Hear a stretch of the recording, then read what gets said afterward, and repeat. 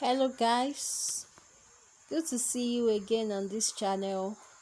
So today I'm using these two material to create this turban. Is it turban? This head wrap in short. So look at it, the way I place it. Then I'm crossing it over at the front. I'm tying it down like that. So guys, after tying it, I'll be placing the other one, this other one from the back as well. Then please watch this particular side. Look at how I sectioned it. See, from down and up here. So that is how I section it, and I'm tying it at the front like the first one. So master the way I section it so that the two color will get mixed together the way I want it.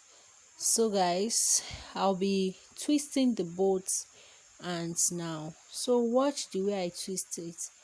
That brown one is shorter than the other one because it's not intentional anyway, but I don't have lycra material that is as long as that white, but I just like to use this brown one that I found. If you have a longer one, you can also use it. So at the edge, the end, the brown is not enough, so I'm going to be securing it by tightening it, knotting it.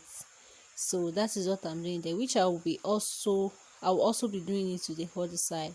Guys, if you are coming across my video for the first time, please don't forget to subscribe to my channel and turn on the notification bell so that you get notified whenever I post a new video.